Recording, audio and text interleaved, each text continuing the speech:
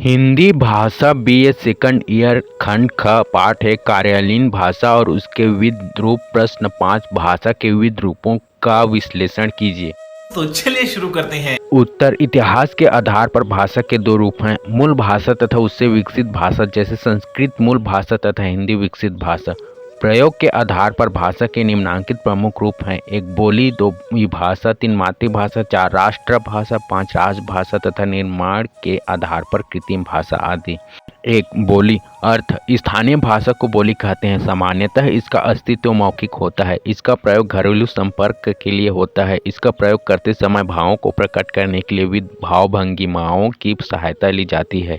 अन्य शब्दों में कहें तो बोली किसी भाषा के ऐसे सीमित क्षेत्रीय रूप को कहते हैं जो ध्वनि, रूप, वाक्य गठन, अर्थ, शब्द समूह तथा मुहावरों आदि की दृष्टि से उस भाषा के अन्य क्षेत्रीय रूपों से भिन्न होती है। ये बड़ी अच्छी बात कही आप। एक भाषा के अंतर्गत जब कई अलग अलग रूप विकसित हो जाते हैं तो उन्हें बोली कहते हैं। बहुत सी मिलती जुलती उपबोलियों का सामूहिक रूप बोली है। बोली की परिभाषा डॉक्टर भोलानाथ तिवारी के अनुसार इस प्रकार है।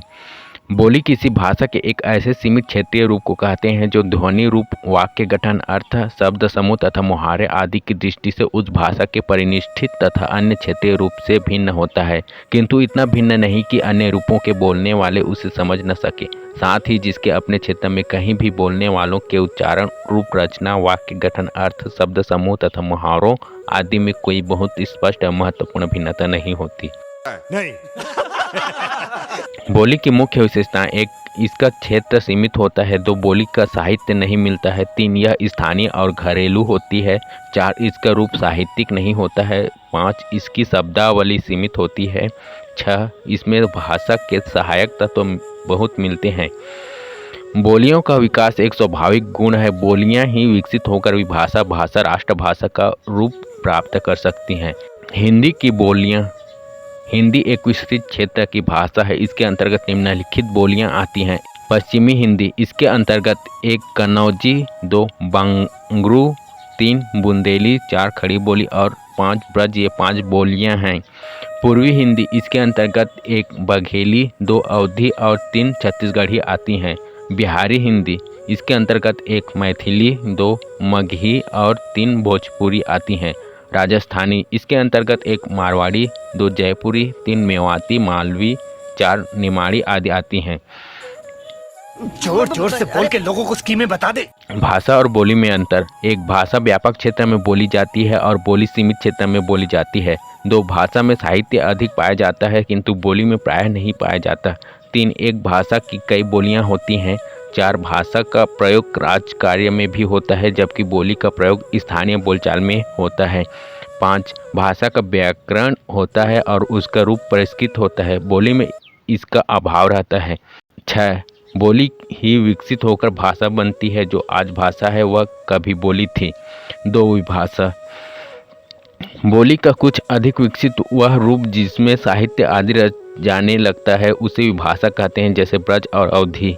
विभाषा का रूप बोली की अपेक्षा अधिक परिष्कृत एवं व्याकरण सम्मत होता है। इसे प्रांतीय भाषा या उपभाषा भी कहते हैं। डॉक्टर श्याम सुंदर दास के अनुसार एक प्रांत या उपप्रांत की बोलचाल तथा साहित्यिक रचना की भाषा विभाषा कहलाती है। बुंदेलखंडी, बंगला, राजस्थानी आदि भाषाओं को भी भाषा का दर्जा प्राप्त है। ये तो लेटेस्ट न्यूज़ है। विभाषा की मुख्य विशेषताएं: 1 विभाषा का क्षेत्र बोली से विस्तृत होता है।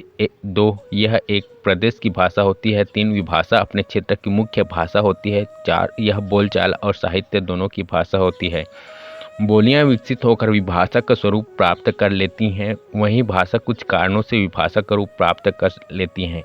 भक्ति काल में ब्रज और अवधी का स्तर भाषा का था, परंतु आज उनका क्षेत्र संकुचित हो गया है, उन्हें विभाषा ही माना जाता है। भाषा के इस प्रकार वापस लौटने के कारण हैं: 1 राजनीतिक परिस्थितियाँ, 2 सामाजिक मान्यताएं, 3 प्रशासनिक आवश्यकताएं, 4 साहित्य सृजन। जब प्रशासन किसी भाषा को कम महत्व देने लगता है तथा उसमें साहित्य सृजन भी कम होने लगता है तभी कोई भाषा विभाषा का रूप धारण कर लेती है। अच्छा, बहुत अच्छा आइडिया। भाषा तथा विभाषा में अंतर: 1 भाषा बोली का पूर्ण विकसित रूप है तो विभाषा बोली का अर्ध विकसित रूप है। 2 भाषा में प्रचुर साहित्य पाया जाता है जबकि विभाषा में कम। 3 भाषा व्यापक क्षेत्र में प्रचलित होती है जबकि विभाषा प्रांत विशेष तक ही सीमित रह जाती है। 4 भाषा राजकार्य में भी प्रयुक्त होती है जबकि विभाषा सामान्यतः बोलचाल में ही व्यवहृत होती है। 5 विभाषा क्षेत्रीय शिक्षा का माध्यम हो सकती है तथा भाषा संपूर्ण राष्ट्र का। विभाषा तथा बोली में अंतर। विभाषा में साहित्य होता है जबकि बोली में प्रायः साहित्य का अभाव होता है। 2 विभाषा विस्तृत क्षेत्र में बोली जाती है जबकि बोली स्थानीय या सीमित क्षेत्र में बोली जाती है। 3 विभाषा बोली का अर्ध विकसित रूप है। 4 बोली शिक्षा का माध्यम नहीं होती जबकि विभाषा हो सकती है। 5 बोली को राज्य मान्यता प्राप्त नहीं होती जबकि विभाषा को हो सकती है। 6 बोली स्थानीय भाषा है और विभाषा प्रादेशिक। 7 बोली का व्यवहार मौखिक होता है, विभाषा का लिखित भी होता है। बात तो सही है। 3 मातृभाषा वह बोली या भाषा जो बच्चे को जन्म से ही माता के मुख से सुनाई पड़ती है। जिस घर परिवार में जो बोली या भाषा बोली जाती है वह उसकी मातृभाषा हो जाती है। यथा मराठों की मातृभाषा मराठी है और बंगालियों की बंगाली। भारत में बोलियों के अलावा 15 प्रमुख भाषाएं हैं और वे संबंधित निवासियों की मातृभाषाएं हैं। इन सभी भाषाओं को संविधान में स्थान प्राप्त है। साहित्य की रचना भी प्रायः सभी भाषाओं में मिलती है। प्रमुख मातृभाषाएं हैं हिंदी, मराठी, बांग्ला, गुजराती, तमिल, तेलुगु, असमिया, पंजाबी, कन्नड़, मलयालम, सिंधी, उड़िया और उर्दू। अच्छा रिमिक्स आइटम है ये। 4 राजभाषा। राजभाषा को अंग्रेजी में ऑफिशियल लैंग्वेज कहते हैं अर्थात राजभाषा यानी सरकारी कामकाज की भाषा या भारतीय संघ की भाषा। भारत का संविधान बनाते समय हिंदी को राजभाषा माना गया। राजभाषा बनाने के लिए सरकारी कामकाज इसी भाषा में होना चाहिए। हिंदी 7 राज्यों में राजभाषा के रूप में प्रयोग की जाती है। शेष राज्यों में अपने अपने प्रदेशों की भाषाएं हैं। कश्मीरी, सिंधी और संस्कृत किसी भी राज्य की राजभाषाएं नहीं हैं। कार्य के निर्णय। शिक्षा का माध्यम रेडियो और दूरदर्शन में राजभाषा का प्रयोग होना चाहिए। भारतीय संविधान में अंग्रेजी का प्रयोग सीमित समय के लिए रखा गया है क्योंकि गैर हिंदी भाषी राज्यों की सुविधा को भी ध्यान में रखना आवश्यक है। क्या बात है सर, क्या बात है सर। 5 राष्ट्रभाषा।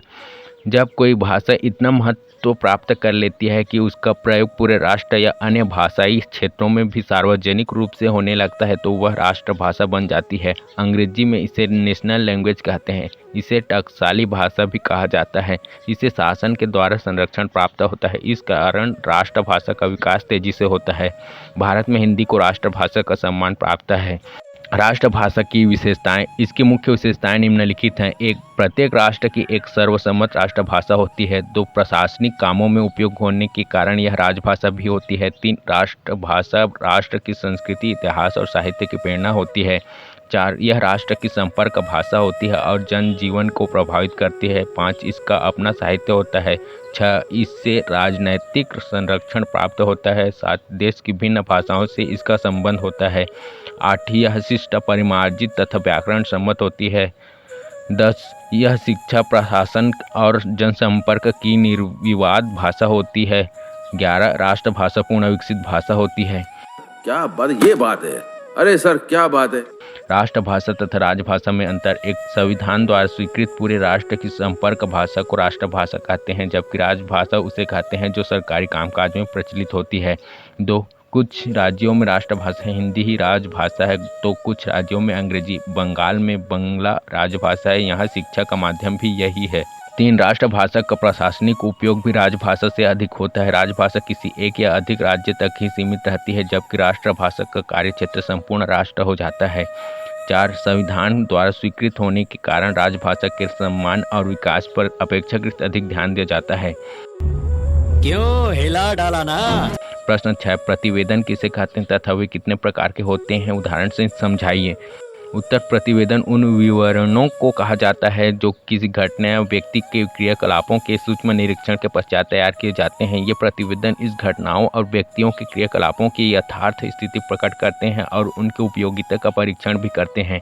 अनेक संस्थाओं और समितियों की बैठकें समय समय पर इस उद्देश्य को दृष्टिगत रख कर होती रहती हैं कि उनके कार्य में क्या प्रगति हो रही है या कौन सी कमी आ रही है। इन बैठकों की समीक्षा के रूप में भी प्रतिवेदन तैयार किए जाते हैं। कभी ऐसा भी होता है कि ये समितियां या संस्थाएं किसी व्यक्ति विशेष के कार्यों की जांच के लिए समिति के कार्यकलापों में सुधार के लिए अथवा अन्य किसी उद्देश्य से जांच अधिकारी की नियुक्ति करती है। यह जांच अधिकारी या जांच समिति जांच पूरी करने के बाद अपना प्रतिवेदन प्रस्तुत करते हैं। अर्थात प्रतिवेदन वह विवरणात्मक लेखा जोखा है जो वर्तमान व्यवस्था की समीक्षा करते हुए उसे व्यवस्थित बनाने के लिए प्रस्तुत किया जाता है। इतने तेजस्वी लोग हैं हमारे पास। प्रतिवेदन के प्रकार प्रतिवेदनों का वर्गीकरण कई आधारों पर किया जाता है। एक अवधि को दृष्टिगत रखकर, 2 संख्या के आधार पर, 3 प्रसारण के दृष्टि से, 4 घटना और व्यक्ति के आधार पर, 1 समय अवधि के आधार पर। इस रूप में प्रतिवेदन 2 प्रकार के होते हैं: अनियमित या रेगुलर, कर्मचारियों की चरित्रावली और विभागों के वार्षिक प्रतिवेदन इन्हीं के अंतर्गत आते हैं। सामयिक, जो किसी विशेष उद्देश्य की पूर्ति हेतु तैयार किए जाते हैं। 2 संख्या के आधार पर प्रतिवेदन देने वालों की संख्या को दृष्टिगत रखकर प्रतिवेदनों के 2 भेद किए जा सकते हैं। व्यक्तिगत प्रतिवेदन, इसे एक व्यक्ति प्रस्तुत करता है। सामूहिक प्रतिवेदन, इस प्रतिवेदन में सभी सदस्यों के विचारों का योग रहता है। 3 प्रसारण की दृष्टि से, इस दृष्टि से भी प्रतिवेदन के 2 प्रकार होते हैं: गुप्त या गोपनीय, किसे गोपनीय रखा जाता है। प्रकाशित प्रतिवेदन, इसे प्रकाशित या प्रसारित भी किया जा सकता है। 4 घटनाएं व्यक्ति के आधार पर, इस दृष्टि से प्रतिवेदन के निम्न प्रकार हो सकते हैं: किसी कार्यशाला, गोष्ठी अथवा समारोह का प्रतिवेदन। नियुक्ति की गई जांच समिति का प्रतिवेदन। कितने शानदार विचार रखते हैं जी। किसी व्यक्ति की गोपनीय रिपोर्ट का प्रतिवेदन। किसी संस्था या समिति का प्रतिवेदन। प्रश्न 7, प्रतिवेदन का स्वरूप स्पष्ट करते हुए इसका एक उदाहरण प्रस्तुत कीजिए। उत्तर: किसी वस्तु, व्यक्ति या घटना के उद्देश्य सूक्ष्म निरीक्षण के उपरांत तैयार किया गया वह संपूर्ण विवरण प्रतिवेदन कहलाता है, जो उस व्यक्ति, वस्तु एवं घटना की वास्तविक स्थिति प्रस्तुत करने के साथ साथ उपादेयता का भी परीक्षण प्रस्तुत कर रहा हो। किसी संस्थान, संगठन या उसकी एक इकाई या व्यक्ति विशेष के क्रियाकलापों की जांच पड़ताल या छानबीन करने के लिए, उसकी कार्य पद्धति में सुधार लाने के लिए, उसके कार्य क्षेत्र के विस्तार के लिए, उसकी उपयोगिता या उपादेयता की परख के लिए जांच समिति या जांच अधिकारी नियुक्ति किए जाते हैं। ऐसी जांच समिति या जांच अधिकारी पूरी जांच परख करने के बाद अपना प्रतिवेदन प्रस्तुत करते हैं। प्रतिवेदन विभिन्न प्रकार के उद्देश्य प्रस्तुत किए गए विवरणात्मक लेखे जोखे का सांकेतिक नाम है, जिसका उपयोग चालू व्यवस्था की समीक्षा करके उसे और कारगर बनाने के लिए किया जाता है। भाई मजा आया। प्रतिवेदन के विभिन्न स्वरूप। प्रतिवेदन का स्वरूप व्यक्ति, वस्तु और घटना पर आधारित होता है। जैसे किसी व्यक्ति द्वारा किए गए गबन या भ्रष्टाचार की जांच करके उन प्रतिवेदन तैयार करना हो तो वह किसी संस्था के वार्षिक प्रतिवेदन से भिन्न होगा। इस प्रकार प्रतिवेदन न केवल आकार प्रकार अपितु विषय वस्तु और भाषा शैली में भिन्न होगा। अतः प्रतिवेदन का स्वरूप व्यक्ति, वस्तु, स्थान और घटना पर आधारित होते हैं। एक व्यक्तिनिष्ठ प्रतिवेदन का स्वरूप, जहाँ किसी व्यक्ति के कार्य विशेष की जांच की जाती है उसे व्यक्तिनिष्ठ प्रतिवेदन कहते हैं। उसका उस व्यक्ति द्वारा किए गए अपराधों, भ्रष्टाचार, गबन आदि का ब्यौरा होता है तथा अंत में निष्कर्ष दिया जाता है। इसके लिए एक व्यक्ति प्रतिवेदन तैयार कर सकता है अथवा अनेक व्यक्तियों की समिति भी प्रतिवेदन तैयार कर सकती है। इस प्रकार के प्रतिवेदन के अंत में निष्कर्षों के साथ अपनी राय प्रकट करना आवश्यक होता है। लेकिन यदि जांच सतही हो तो प्रतिवेदन में जांचकर्ता को राय देना आवश्यक नहीं होता। इस प्रकार के प्रतिवेदन गोपनीय होते हैं और पत्र शैली में प्रस्तुत किए जाते हैं, जैसे किसी जांच अधिकारी द्वारा किसी कर्मचारी के संबंध में दिए जाने वाला प्रतिवेदन। तो क्या नाचोगे? 2 संस्थागत प्रतिवेदन। जब किसी संस्था द्वारा अपने मासिक, वार्षिक, 6 माही प्रतिवेदन प्रस्तुत किए जाते हैं तो उन्हें संस्थागत प्रतिवेदन कहते हैं। ये प्रतिवेदन विवरणात्मक शैली में लिखे जाते हैं तथा उसमें संस्था के कार्यों का लेखा जोखा होता है। इस प्रकार के प्रतिवेदन में सूचनाएं अथवा जानकारियां अधिक होती हैं। ये प्रशासनात्मक होते हैं तथा संस्था की प्रगति को प्रस्तुत करते हैं, जैसे किसी मिल द्वारा अपना वार्षिक विवरण प्रतिवेदन के रूप में प्रस्तुत करना। शाबाश बेटा। 3 घटनात्मक प्रतिवेदन। इस प्रकार के प्रतिवेदन किसी समाचार पत्र, पत्रिका के लिए लिखे जाते हैं। उसमें किसी संस्था द्वारा किए गए विशिष्ट कार्य अथवा आयोजन का विवरण रहता है। इस प्रकार के प्रतिवेदन भी विवरणात्मक शैली में लिखे जाते हैं तथा सूचना परक होते हैं। ये किसी संस्था द्वारा किए गए विशिष्ट आयोजन से सबको अवगत कराते हैं। ये वास्तव में जानकारीपूर्ण होते हैं और उनका मुख्य उद्देश्य स्वयं की गतिविधियों को प्रकाशित करना होता है। इस प्रकार के प्रतिवेदन का सामयिक महत्व रहता है। इसे तत्काल उपयोग करना पड़ता है। यदि समय पर प्रकाशित नहीं हुए तो ये महत्वहीन हो जाते हैं और उनका कोई उपयोग नहीं रहता है। जैसे हमारे महाविद्यालय के वार्षिक उत्सव का प्रतिवेदन तैयार करना इस प्रकार के प्रतिवेदन में आते हैं। ये व्यक्तिनिष्ठ और संस्थागत प्रतिवेदन से नितांत भिन्न होते हैं। 4 कार्यालयीन प्रतिवेदन। ये प्रतिवेदन शासकीय अथवा शासकीय कार्यालय से संबद्ध रहते हैं। ये प्रतिदिन जब आवश्यक होता प्रस्तुत किए जाते हैं अथवा किसी कार्यालय को इस प्रकार का प्रतिवेदन मासिक अथवा निर्धारित सीमा का मुख्य कार्यालय को प्रेषित करना होता है। ये प्रतिदिन सामान्य कार्य व्यापार के होते हैं जिसमें संस्था की प्रगति का विवरण रहता है और समय समय पर किए गए कार्यों का उल्लेख होता है। इस प्रकार के प्रतिवेदन मुख्य कार्यालय अपने अधीनस्थ कार्यालयों से भी मांग सकते हैं। इस प्रकार के प्रतिवेदन की शैली वर्णनात्मक, व्याख्यापरक और मूल्यांकन परक तीनों अथवा कोई एक हो सकती है। इनकी भाषा सरल और बोधगम्य होती है। देख देख के टोरी देख देख के हंसे रे टोरी मोला देख देख के देख देख के टोरी देख देख के हंसे रे टोरी मोला देख देख के देख देख के टोरी